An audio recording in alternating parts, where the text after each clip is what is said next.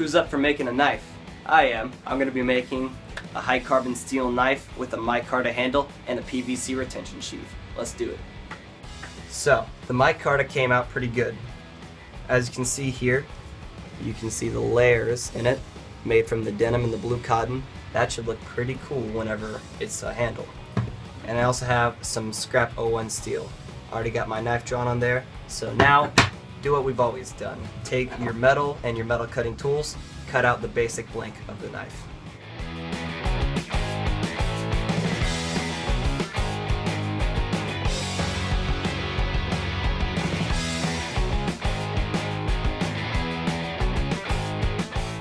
Clean up these edges with a flap disc.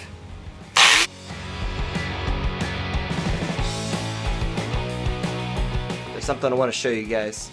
Now whenever I use a high-speed rotary tool, like an angle grinder, I always try to be as careful as possible. But sometimes mishaps still happen. Not really a safety issue, but whenever I was cutting the material, the wheel put a nice scratch into the blade right there. I've been doing a lot of draw filing on this. One of the fastest ways to take out a scratch like that is to profile the blade on a belt sander or a belt grinder, but I don't want to tap out my belts just profiling the blade. I still have to bevel it and stuff.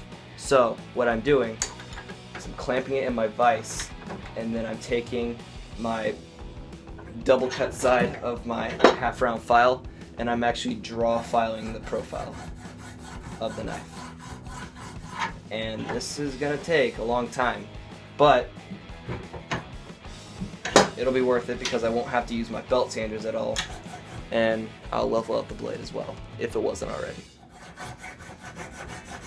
Just be super duper careful and make sure that you don't make this kind of mistake in the first place. Now check this out.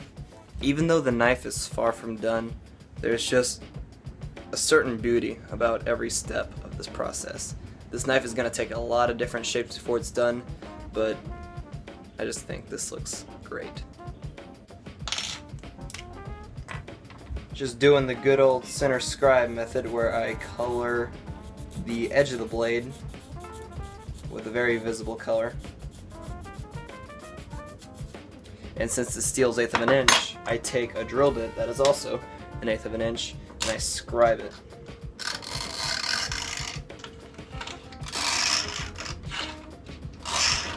When you do this kind of thing, it's never going to be perfectly in the center. That's why you take it, flip it over, do it on the other side.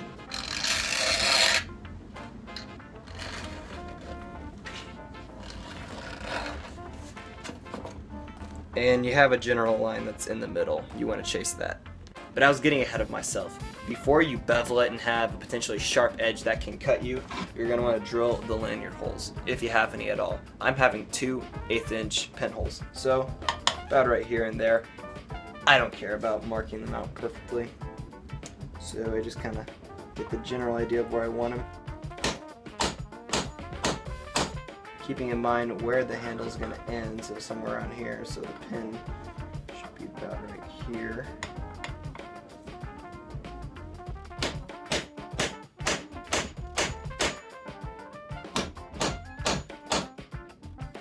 Eighth inch drill bit chucked into the drill press. Use your cutting oil. Now I don't clamp down my work whenever I do stuff like this.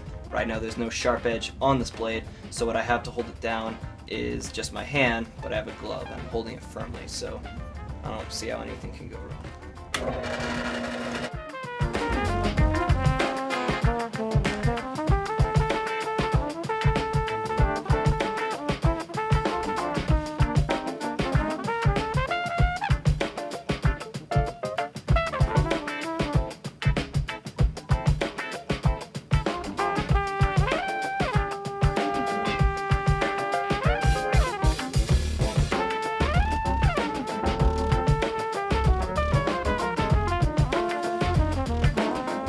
I got a 3/8 inch drill bit now, bigger than any hole put in this thing, and I'm going to use this to put a very slight countersink on it. It's going to clean up the holes, it's going to make the glue bond stronger, and it's going to make the pinup job easier to do.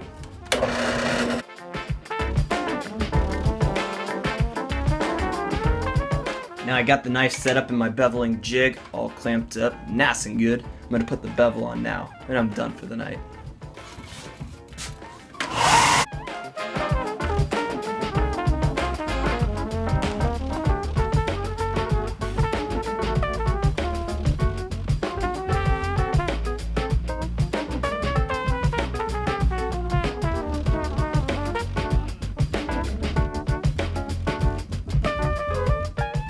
Tell me that's not a sexy bevel. If you told me that, you'd be wrong.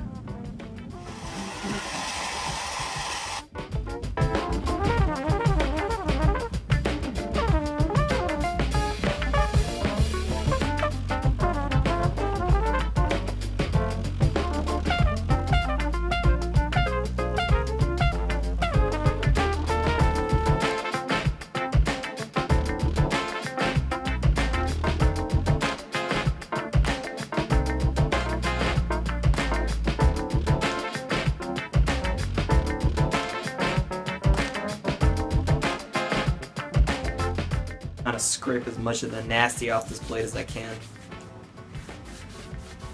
You know, I'm still an amateur, so every knife I make is kind of a gamble. Like, oh man, is this gonna come out good or is it gonna suck? And well, this bevel is really, really nice. Before I put that knife in the oven, where it will stay for the next 2 hours, I trace both sides of the tang out onto my handle material. That way I'll have something to work on. Now it's time for the preheatment. It's the next part of the heat treatment.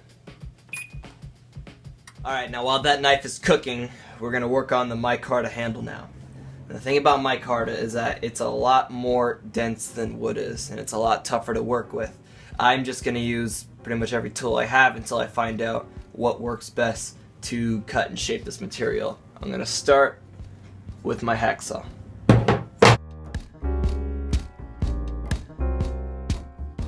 Alright, because this stuff is made out of fiberglass resin, the smell is very, very strong. And I'll bet bottle caps that I don't want to breathe in any of the dust that it creates by cutting it. So every inch I cut on this, I'm going to take my shop vac and vacuum up all the dust. And I'll also keep my workstation clean.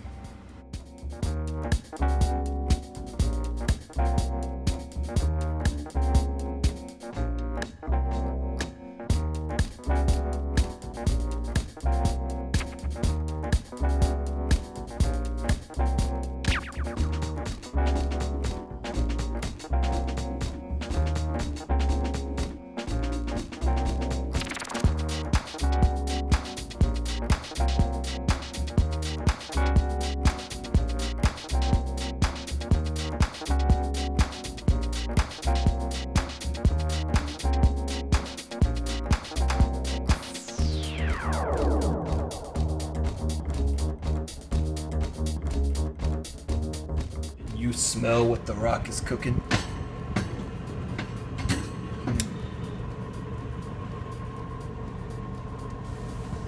Look at those colors. Alright, now I drilled out the holes into the micarta, same way you've always seen me do it. Now I got them all pinned together temporarily so I can work on them, get them flush with the tang. I got it clamped to my vise. I'm going to do as much filing on it with the half-round file as I can before I move on to the belt sander. Reason why: this micarta is extremely abrasive and it's going to F up your belt sander. Do as much work on it as you can with steel before you move on to the abrasives.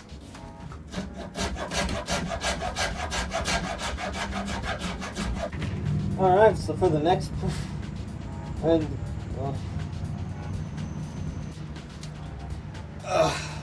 Alright, now it's time to epoxy the handle scales onto the tang.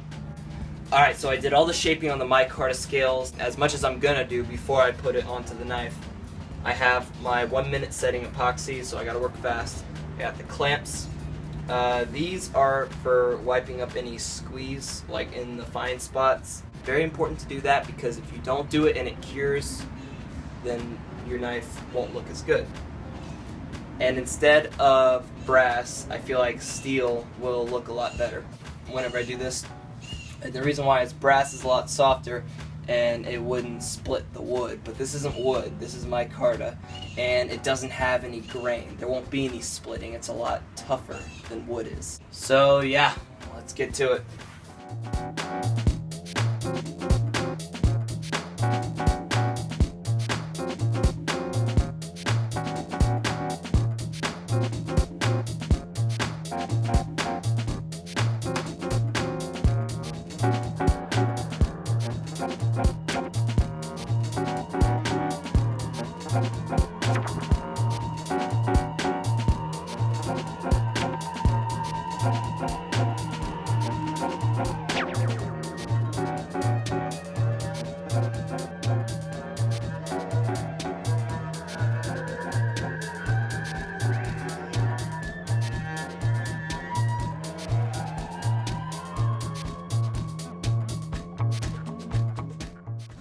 You can see just how beautiful the patterns are.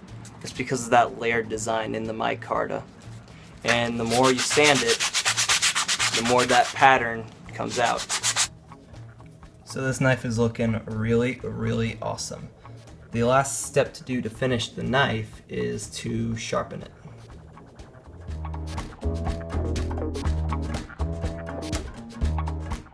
You know, I don't think I ever told you guys this, but I really, really hate sharpening knives. I would rather make the whole entire knife rather than sharpen it.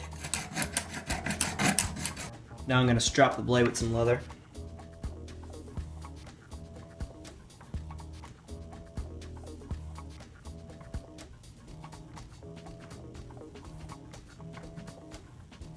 Man, that's beautiful. One of the most beautiful knives I've made.